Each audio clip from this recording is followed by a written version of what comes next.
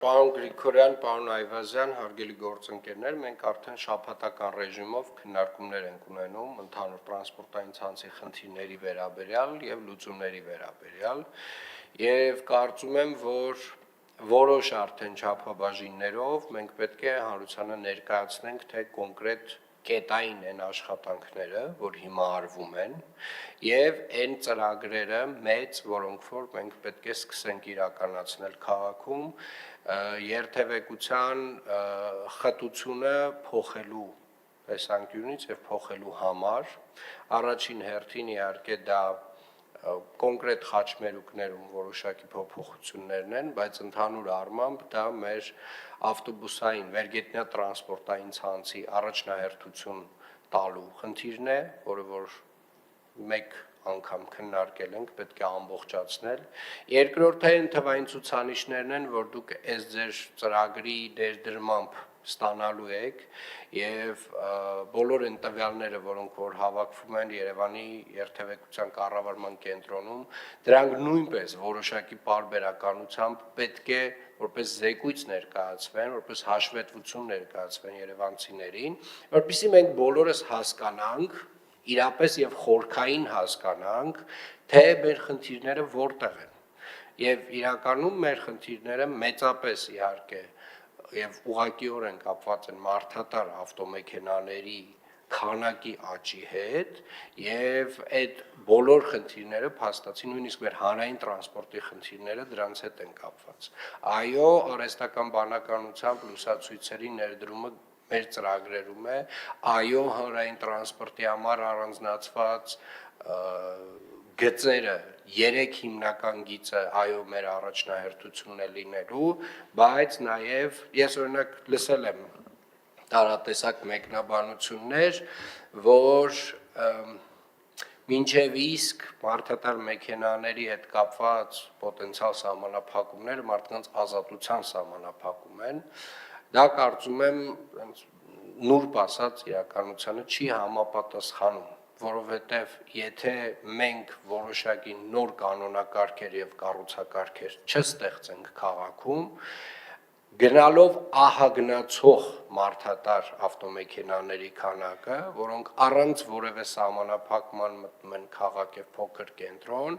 ուղղակիորեն բերելու են մի իրավիճակի, երբ որ որևէ մեկը իր ավտոմեքենայով բակից դուրս գալուց հետո ուղղակի չի կարողանալու առաջ շարժվել, որովհետև այն տեմպը, որով որ աճում են մարդատար մեքենաների քանակը Երևան քաղաքում,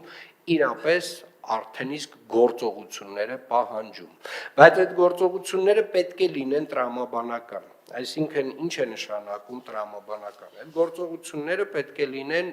այն ժամանակ, երբ որ ստեղծվում է հստակ այլընտրանք, երբ որ մարդը հասկանում է եւ ինքը իր աչքով տեսնում է, որ Երևան քաղաքում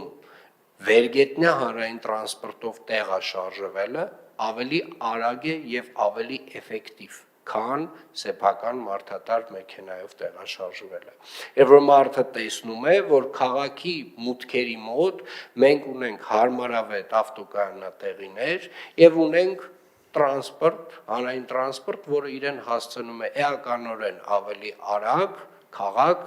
քան մնացած մարդատար ավտոմեքենաները, ովքեր որ դեռևս այո, որոշակի ավելի դանդաղությամբ են շարժվում ավտոբուսի կողքով։ Եվ սրանք են նվազագույնը առաջնահերթ այն հիմնական լուծումները, որոնք որ մենք պետք է տանք, մինչև որևէ սահմանափակման մասին խոսելը, բայց նաև այս ամեն ինչը իհարկե մենք արդեն իսկ ոնց որ թե որոշակի խորությամբ ուսումնասիրել ենք եւ հասկանում ենք, բայց այս տվյալներով նաև պետք է կիսվենք մարդկանց հետ եւ այս հաշվետվությունները պետք է որոշակի պարբերականությամբ ներկայացնենք երևանցիներին։ Պետք է խոսենք, բացատրենք, որպիսի այն փոփոխությունները, որոնք որ պետք է տեղի ունենան, մաքսիմալ իրազեկվածությամբ տեղի ունենան։ Եվ ասեմ ավելին, այս փոփոխությունները կարող են նաև դրվել հանրային քննարկման, բաց, որովհետև մենք բոլորս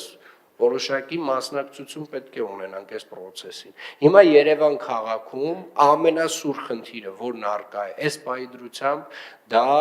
խցանումների խնդիրն է։ Խցանումների տարբեր պատճառներով, բայց ամենահիմնական պատճառը մարդատար ավտոմեքենաների ահագնացող քանակի աճն է քաղաքում, որ պետք է կառավարել, որի համար պետք են նոր լուծումներ, եւ ես ակնկալում եմ, որ մենք այստեղ լինելու ենք մաքսիմալ պրոակտիվ եւ այն տվյալները, որոնք որ հավաքագրվում են Երևանի երթևեկության կառավարման կենտրոնում, որոշակի պարբերականությամբ հրապարակվելու են այստեղ եւ եկեք մի քիչ ավելի պարզ եւ հստակ լինենք, թե ինչ ենք ներկայացնում։ Այս ֆորմալը թղթի վրա գրածները մի կողմ դրեք, ոնց որ, ասենք, 5-շաբթի օրը առավոտյան 10-ին ենք իրար հետ խոսում, այդ նույն լեզվով պետք է այստեղ խոսանք, որովհետև այդ նույնը պետք է մարդիկ հասկանան։ 1.200.000 մարդ եւ էլ չեմ ասում մարզերից Հայաստանի Հանրապետության քաղաքացիները, ովքեր որ գրեթե ամենօրյա ռեժիմով մտնում են քաղաք, պետք է հստակ իմանան այն խնդիրները, որ առկա են, եւ պետք է հստակ տեսնեն այն լուծումները, որոնք որ մենք առաջարկում ենք։